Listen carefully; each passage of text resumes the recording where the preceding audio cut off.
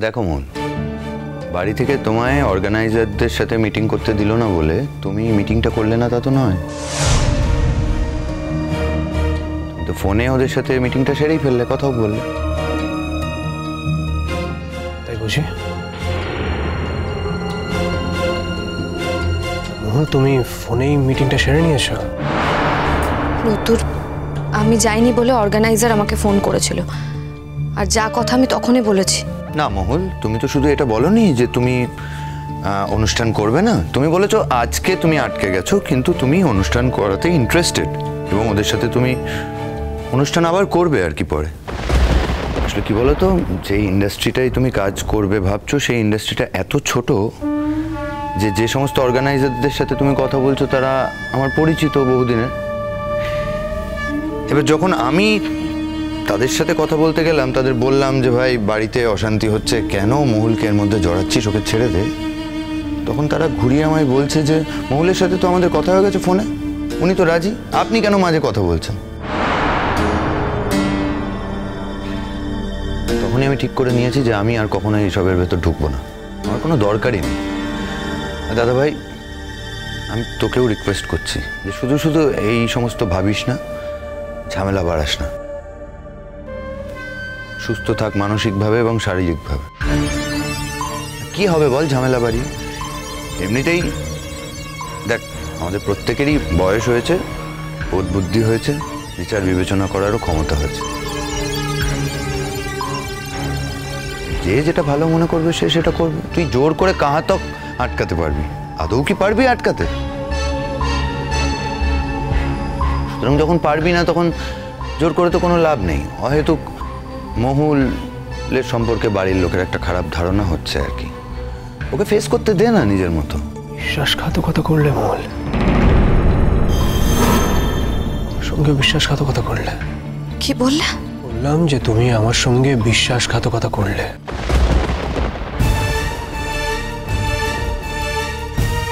এতক্ষণ এত কথা হলো, এত কিছু বললে, একবারও বললে না তো কালকে তোমার এই অর্গানাইজারদের সঙ্গে আবার কথা হয়েছে? শুধু কথা হয়েছে তা না, তুমি কাজটা করতে রাজি হয়েছো, সম্মতি দিয়েছো। ব্যাস ব্যাস ব্যাস রতুর, ব্যাস, আমাকে আর কিছু বলতে হবে না। তুমি তোমাকে বলেই দিয়েছো আমি বিশ্বাসঘাতক। বেশ, আমি বিশ্বাসঘাতক, আমি বিশ্বাসঘাতক, তো বিশ্বাসঘাতকতা করেছি তোমার সাথে, মেনে নিলাম। আর আজ অনুরূপ তোমার ভাই তোমার কাছে বেশি প্রিয় হয়ে গেছে না রত্তুর? যে ভাই, তোমার নিজের ভাই, আমার লাইফটা হেল করে দিচ্ছিল, সবকিছু ভুলে গেলে রত্তুর? শুধু আমি বিশ্বাসঘাতকতা করছি এইগুলোই তোমার মনে হচ্ছে? একবারও মনে হচ্ছে না যে এই ধরনের কাজগুলো আমার পক্ষে করা সম্ভব নয়, কোনোদিন করতে পারি না? শোনো রত্তুর, মহুলের অতীতে এমন কোনো ঘটনা নেই যাতে করে তুমি বলতে পারো যে মহুল কোনোদিন কোনো রকম অন্যায় করেছিল। দাদা ভাই, তোকে একটা কথা বলি, প্লিজ এখন এই পুরোনো কথার মধ্যে আমাকে জড়াস না। আমার খুব ছোট লাগে নিজেকে। যা হয়েছে সেটা আমি মনেও করতে চাই না, তার কারণ সে পুরো বিষয়টা এক পেশে ছিল। তোরা আসলে কয়েনের একটা দিক দেখেছিস। সিলেক্টিভ কিছু রেকর্ডিং তোরা শুনেছিস এবং তার নিরিখে আমার সম্পর্কে ধারণা তৈরি করেছিস। আমি কিছু বলতে চাইছি না, আমি শুধু এই কমপ্লিকেশনের মধ্যে আর ঢুকতে চাই না। যাই হোক, এই বিষয় নিয়ে আর কথা বলবো না দাদা ভাই। আমি এখন যাচ্ছি, আমি খুব তাড়াতাড়ি ফিরে আসবো। ভালো থাকিস দাদা ভাই, আমি আসছি। আরে বাবা, সাবধানে আস।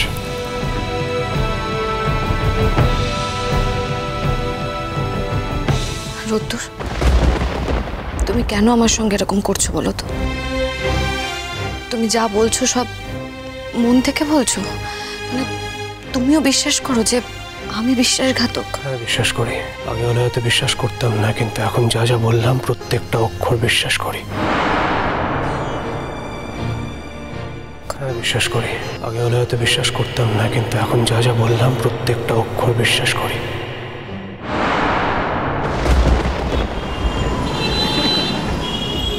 কি জানো, তুমি আসলে কথাগুলো আমার মাথায় জোর করে হাতুড়ি পেটিয়ে ঢুকিয়ে দিতে চাইছো। সত্যি? একদম।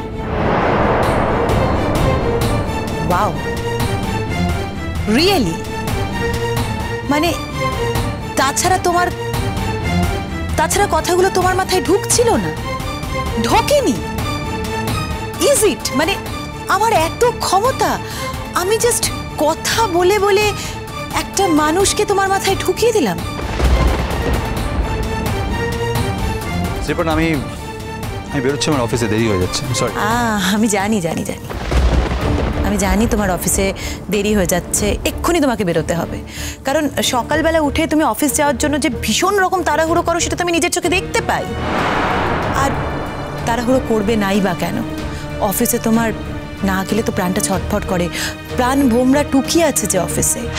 আর রাতে যতটা সম্ভব ততটা দেরি করে বাড়ি ফেরো, কারণ যতক্ষণ সময় পাও ততক্ষণ তুমি টুকির সঙ্গে সময় কাটাতে চাও। না, আসলে কেন দেরি করে ফিরি জানো? তোমার জন্য।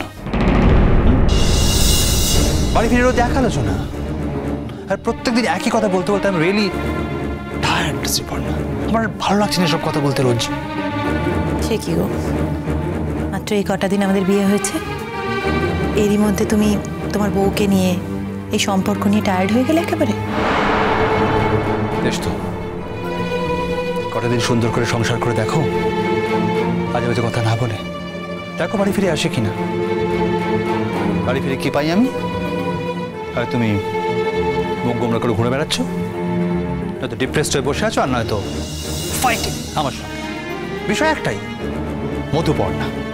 আর আমি যা করিনি, যা বলিনি, তাই টানা কথা বলে যাবে আমাকে। আচ্ছা নীলাঞ্জন, তুমি আমাকে একটা কথা বলো তো, যার মাত্র কয়েক মাস হলো বিয়ে হয়েছে, সে কেন অফিসের পর তার শালিকে নিয়ে সিনেমা দেখতে যাবে? আর যদি শালিকে নিয়ে তাকে সিনেমা দেখতে যেতে হয়ও বা, সে কেন তার স্ত্রীকে ইনভাইট করবে না? তোমার কি মনে হয় যে আমি সিনেমা টিনেমা কিছুই বুঝি না? কারণ আমি জানি তুমি বললেও যেতে না। কি করে আমার সম্পর্কে তুমি এতটা জেনে গেলে বলো তো নীলাঞ্জন? তুমি কি আমাকে জিজ্ঞেস করেছিলে, জানতে চেয়েছিলে আমার কাছে যে আমি সিনেমা দেখতে যাবো কি যাবো না? তুই আমার তোমাকে বলতে ভয় লাগে, আমার অস্বস্তি হয়, মানে তুমি কি কথার কি মানে করবে, আমার সংকোচ হয় তোমায় বলতে।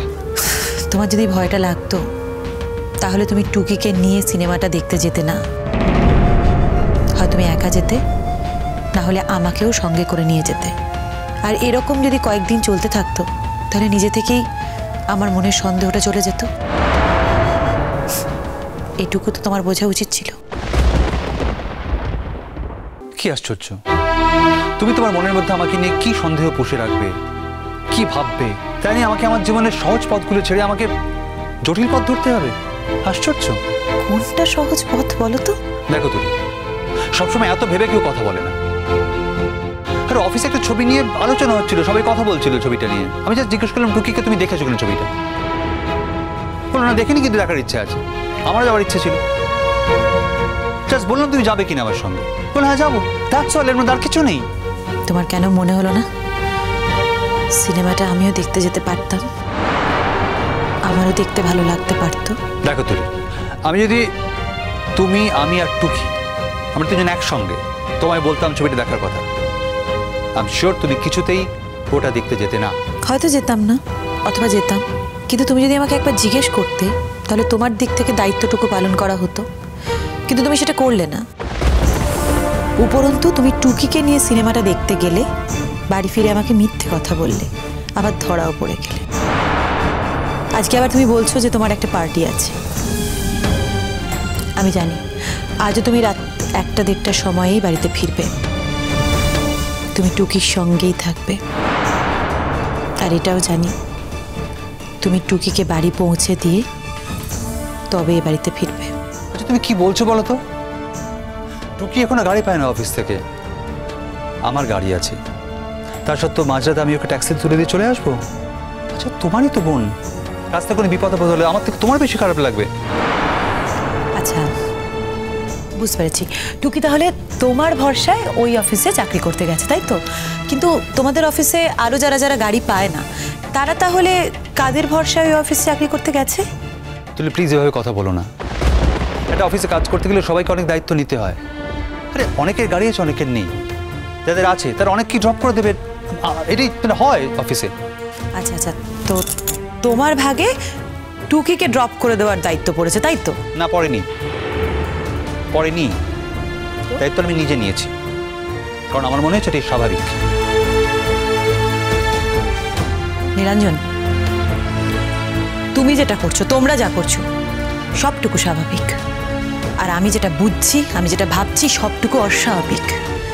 আমার জন্য কখনো কোনো স্বাভাবিক কাজ করতে ইচ্ছে করে না তোমার? কোনটা স্বাভাবিক আচরণ করছি না বলতে পারো? মানে কি করছি আমি, কোনটা অস্বাভাবিক? তুই তো পাগল করে দেবে আমায়। এর মধ্যে তুমি আমাকে নিয়ে পাগল হয়ে যাওয়ার কথা বলছো? বলবো না, রোজ এক কথা, মাথা খারাপ হয়ে যাচ্ছে আমার। তোর পৃথিবীতে আরো কত বিষয় আছে কথা বলার জন্য। পৃথিবীতে আরো যে সমস্ত বিষয়গুলোতে কথা বললে তোমার ভালো লাগে, সেই সব বিষয় নিয়ে কথা বলার জন্য টুকি আছে তোমার জীবনে। আমি কি আর অত কিছু বুঝি নীলাঞ্জন? আমার জীবনে কি অত আলো আছে?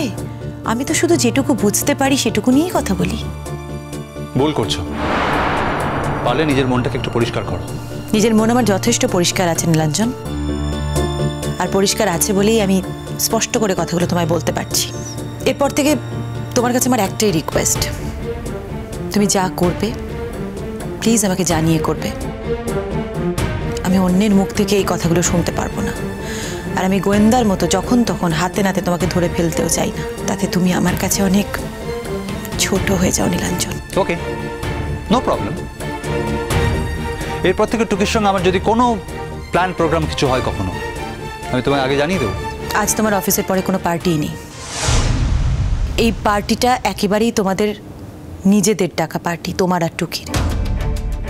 কথাটা আমার কাছে স্বীকার করে যাও নীলাঞ্জন। কি আশ্চর্য, তোমায় কে বললো যে আজ টুকির জন্মদিন?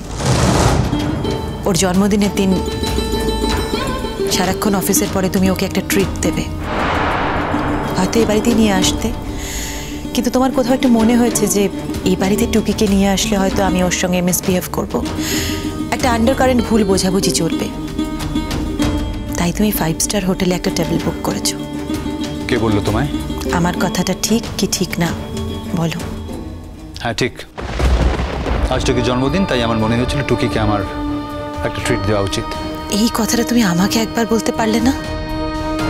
টুকি কে? টুকি আমার বোন। তুমি একাই শুধু আমার বোনকে ট্রিট দেবে? আমিও তো ওকে একটা ট্রিট দিতে পারতাম। ইনফ্যাক্ট আমরা দুজন মিলে গিয়ে ওকে ট্রিট দিতে পারতাম। বেশ, তো যদি সত্যি যেতে চাও তাহলে চলো। আমি যদি যেতেও চাই তাহলে টুকি আসবে না। তোমার ধারণা ভুল, টুকি আসবে, প্রমাণ হয়ে যাক। যাবো বলছো? হ্যাঁ আমি বলছি যাবে, আমি তোমাকেও ইনভাইট করছি, তুমিও যাবে। তুই আমি সবসময় তোমাকে আমার সঙ্গে রাখতে চাই, বিশ্বাস করো। শুধু গুটিয়ে নি তোমাদের কথা ভেবে, তোমাদের অস্বস্তির কথা ভেবে, আমি তোমাদের দু বোনের মধ্যে সম্পর্কটা আরো খারাপ না হয়ে যায়, শুধু সেই জন্য। বেশ বেশ, তুমি যখন বলছো তখন আমি যাব। আমি যাব আজ আমি প্রমাণ করে দেবো নীলাঞ্জন যে তুমি টুকি সম্পর্কে যেটা ভাবছো সেটা ভুল। টুকি যে মুহূর্তে জানতে পারবে যে আমি আছি, টুকি আসবে না। ঠিক আছে, দেখা যাক কি হয়। আমি ওকে জানিয়ে দিচ্ছি, অফিসের পর তুমি আর আমরা দুজনে ওর জন্য জন্মদিনের পার্টি অ্যারেঞ্জ করব। ওকে, আমি যাব, আজ যাব আমি। ঠিক আছে, আমি আসছি।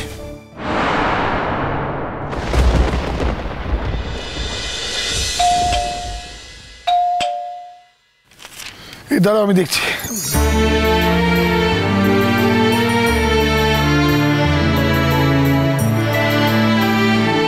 আপনারা আমরা আমরা একটু ডাক্তার অয়নদীপ ঘোষের সঙ্গে দেখা করতে চাই।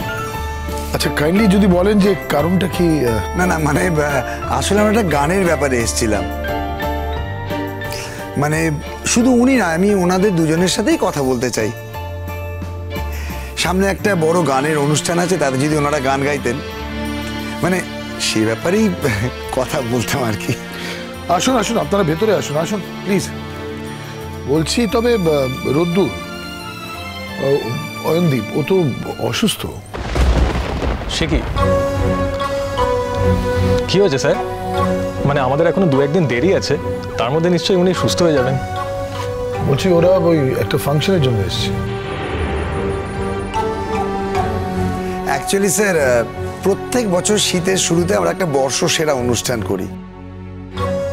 তো এই বছর ভরে যারা যারা ভালো পারফরমেন্স করেন তাদের আমরা ইনভাইট করি।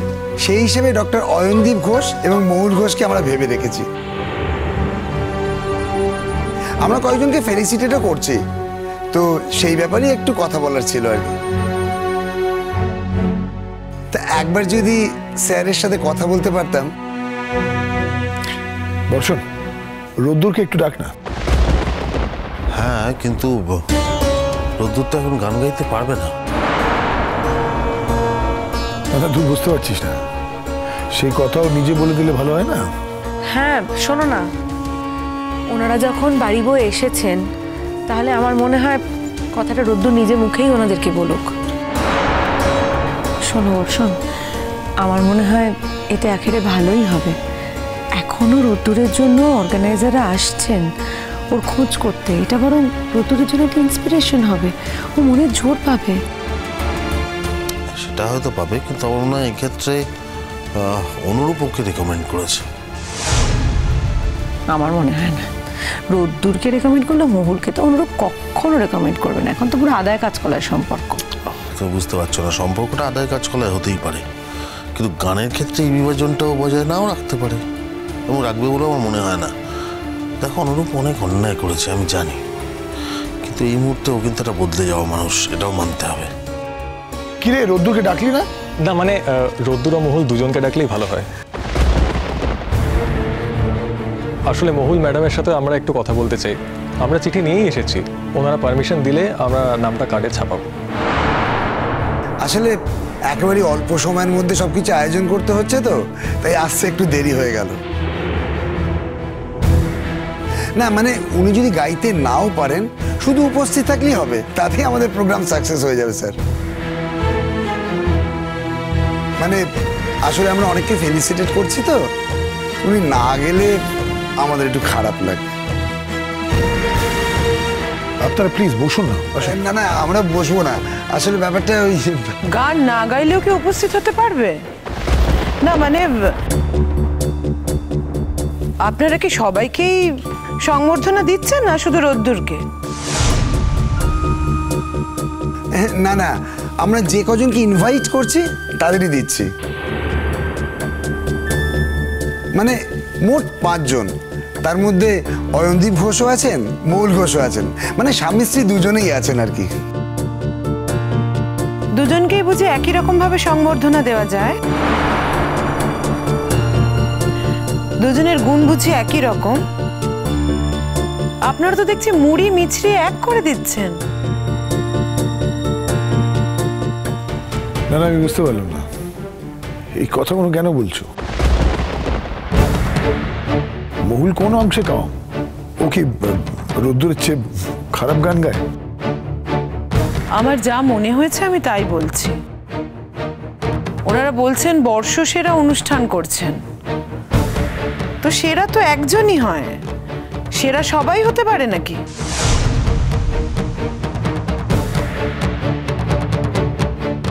আসলে অনেকের মধ্যে থেকে এই 5 জনকে আমরা সিলেক্ট করেছি, এটা সবার ভোটেই হয়েছে অ্যাকচুয়ালি। মহুল, কোথায় যাচ্ছিস মা? সেজকা, আমার একটু কাজ আছে। সবার সামনে দিয়ে চলে যাচ্ছে মহুল, একবার তো বলেও যেতে পারতে। নাকি এইসব নিয়ম টিয়ম আজকাল তুমি আবার মানো না? কোথায় যাচ্ছিস তুই? আমি মাম্মামের কাছে একটু যাচ্ছি। মাম্মাম খবর পাঠালো যে মুন্নার স্কুলে যেতে হবে, স্কুলে মনে হয় কোনো একটা প্রবলেম হচ্ছে, তাই আমাকে গিয়ে একটু কথা বলে আসতে হবে। তোমাদেরকে আমি বলতাম, কিন্তু তোমরা এতটাই ব্যস্ত ছিলে, আর তোমরা এখানে যে বিষয়ে কথা বলছিলে, আমি যদি হঠাৎ করে তোমাদের সামনে এসে দাঁড়াতাম তাহলে তোমরাই অপ্রস্তুত হয়ে যেতে, তাই জন্যই আমি আর বলিনি। আমি যা বলেছি সত্যি বলেছি, আমার যা বিবেচনা করে মনে হয়েছে তাই বলেছি, এর মধ্যে তো অপ্রস্তুত হওয়ার কিছু নেই। ও, তাহলে মনে হয় আমার ভুল, আমি ভুল বুঝেছিলাম। ম্যাডাম নমস্কার। নমস্কার। আপনার সাথে আমার একবার দেখা হয়েছিল, আপনি একটা ওই প্রোগ্রামে গান গাইতে এসেছিলেন, চিনতে পারছেন আমাকে? এই মুহূর্তে হয়তো ঠিক চিনতে পারছি না। আসলে এই সামনের 5 তারিখে কলাকেন্দ্রে আমরা একটা প্রোগ্রামের অনুষ্ঠান আয়োজন করেছি, তো আপনারা দুজনেই আসবেন, এই জন্যই আশা করে আসা। প্লিজ আপনার চিঠিটা। Thank you. কিরে, ডাকলি না রোদ্দুরকে? ও হ্যাঁ হ্যাঁ, ডাকছি।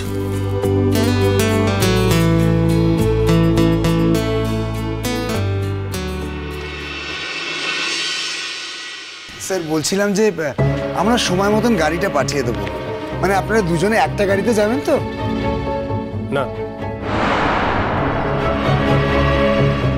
আপনারা আমাদের যখন ইনভাইট করেছেন দুটো আলাদা ইন্ডিভিজুয়াল হিসেবে ইনভাইট করেছেন, তো তাই আমার মনে হয় যখন দুজনকে আলাদাভাবে ইনভাইট করছেন, দুজনের জন্য দুটো আলাদা ব্যবস্থা, দুটো আলাদা গাড়ি আপনাদের করে রাখা উচিত ছিল, তাই না?